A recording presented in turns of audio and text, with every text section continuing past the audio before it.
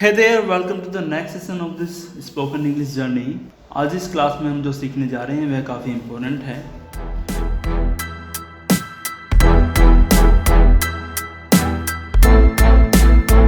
Now let's have question किस तरह से बनाएंगे. इसमें आप किसी से किसी की मजबूरी के बारे में भी पूछ सकते हैं कि यार क्या तुम्हें ये काम करना पड़ता है, क्या तुम्हें कमरा साफ करना पड़ता है.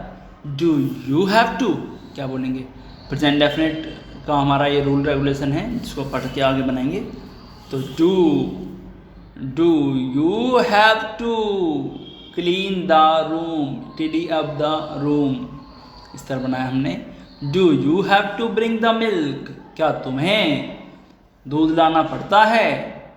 यस मुझे ही दूध लाना पड़ता है यार, डेली मेरे से ही बोलती है मम्मा कि जाओ और दूध लेकर आओ. Yes I have to bring the milk, मैं चाहता नहीं हूँ दूध लाना. I do not want to bring the milk, but क्या करूँ, I have to bring the milk. मैं चाहता नहीं हूँ दूध लाना बट I have to bring the milk. अब ये डो नॉट है. No I do not have to bring the milk. नहीं मुझे दूध नहीं लाना पड़ता, मुझे दूध नहीं लाना पड़ता, उन्हें दूध लाना पड़ता है. वो जो हैं they have to bring the milk, मैं नहीं लाता. I don't bring the milk, they have to bring the milk. इस तरह से हम इसमें कन्वर्सेशन अपनी स्टार्ट कर सकते हैं. सो गाइज आज फिर से मैं आपको बता रहा हूँ, हर क्लास में बताता हूँ. देखिए अपने आसपास देखिए, कहाँ विश एक्सप्रेस करने की बात हो रही है, कहाँ एक कंपल्सन एक्सप्रेस करने की बात हो रही है. एक्सप्रेस का मतलब जाहिर करना. तो जहाँ भी आपको इस तरह के सेंटेंसेस या फिर इस तरह की कंडीशन बनती हुई दिखाई दे तो वहाँ एक बार जरूर दिन में अपने आप से वो चीज़ बोल दीजिए. अगर कोई आपका साथी है तो वेल एंड गुड, नहीं है तो आप अपने आप से अपने ब्रेन को बता दो कि यदि ऐसी कंडीशन मेरे सामने कहीं आती है तो मुझे ये सेंटेंस बोलना है. तो मेन क्या है कि ये जो रूल्स है ना ये आपके माइंड में सेट होने चाहिए. दे हैव टू, तो बिना सोचे समझे एक सेकंड में निकलेगा जब आप बार बार इसकी प्रैक्टिस करेंगे. देखिए प्रैक्टिस ज़रूरी है, बोलना ज़रूरी है गाइस. नहीं बोलेंगे तो इस पढ़ाई का कोई मतलब नहीं रह जाता. फिर ये हमारी स्पोकन क्लासेस चल रही हैं, ये राइटिंग क्लासेस नहीं है, इससे लिख के बात बन जाएगी. दैट्स व्हाई बोलना ज़रूरी है. आप बड़बड़ाइए, मन में सल्क कीजिए. सल्क में बड़बड़ाना होता है, लिख लेना कहीं SUL के. बड़बड़ाइए चीज़ों को बट बोलिए ज़रूर, अपने ब्रेन को ज़रूर ट्रेंड कीजिए. कुछ एक्शन वर्ब्स हैं, बहुत अच्छे एक्शन वर्ब्स बताने जा रहा हूँ आज आपको मैं. Take a stroll. Take a stroll क्या होता है मैं बताता हूँ आपको. टेक अ स्ट्रॉल का मतलब है गाइस यहाँ पे कि आपने सुना होगा बहुत से लोगों को सुबह सुबह जल्दी उठ जाते हैं 4 बजे 5 बजे मॉर्निंग में, और फिर वो क्या करते हैं थोड़ा सा घूम लेते हैं. छत पर घूम लिए अपनी, थोड़ा सा अपने लॉन में घूम लिए, या फिर कहीं पार्क चले गए, कम्युनिटी पार्क जो होते हैं एरियाज़ में. तो इस तरह से वो कहीं भी घूमने चले जाते हैं. तो आज पता करते हैं, चलो रामू शामू की बात कर लेते हैं. तो रामू कहता है शामू से, हे शामू क्या तुम्हें घूमना पड़ता है सुबह सुबह उठकर. टेक अ स्ट्रॉल, थोड़ा सा घूम लेना. सो इसने कहा hey do you have to take a stroll in the morning. क्या कहा रामू ने शामू से, hey Shamu do you have to take a stroll. उसने कहा no I don't have to take a stroll, मुझे घूमना नहीं पड़ता.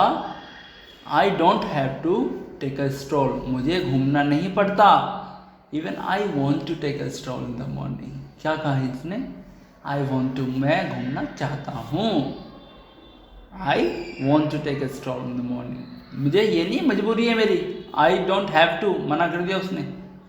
Even I want to take a stroll in the morning, I like it, मुझे बहुत पसंद है सुबह सुबह घूमना. तो इस तरह से आप टेक अ स्ट्रॉल का इस्तेमाल कर सकते हैं. टेक अ स्ट्रॉल, थोड़ा सा घूम लेना.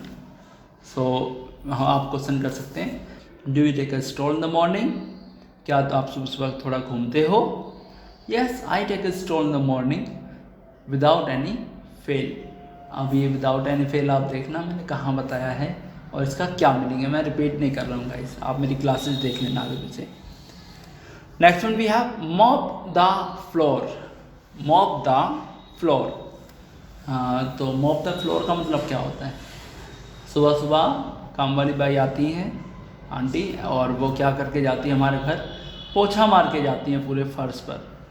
तो फर्श पर पोछा मारना, mop the floor.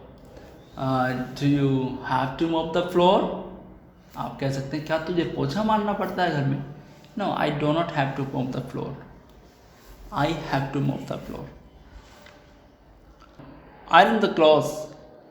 Iron the clothes का मतलब हाँ, प्रेस, जो हमारे कपड़े होते हैं उसको इस्त्री कर लेना। इस्त्री करने से मतलब है, इस्त्री का मतलब समझ रहे ना आप, इस्त्री करना, प्रेस करना, उसको प्रॉपर उसके रिंकल्स मिटा देना। Iron the clothes. So do you have to iron your clothes? And next one we have fetch milk. Next one है हमारे पास फैच मिल्क, दूध लाना। ब्रिंग मिल्क भी सेम होता है, bring the milk, fetch the milk या fetch milk.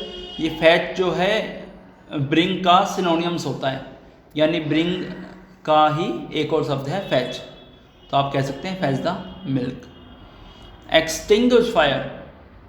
देखिए ये होता है फायर को एक्सटिंग्विश करना। आपने देखा होगा, जैसे आप अपने स्क्रीन पर देख पा रहे हैं, ये क्या है गाइस? ये है फायर एक्सटिंग्विशर। अब देखें, एक्सटिंग्विश के आगे ER लग गया, एक्सटिंग्विशर। जब भी किसी चीज़ के आगे ER लग जाता है तो वो बन जाता है उस काम को करने वाला, फायर एक्सटिंग्विशर।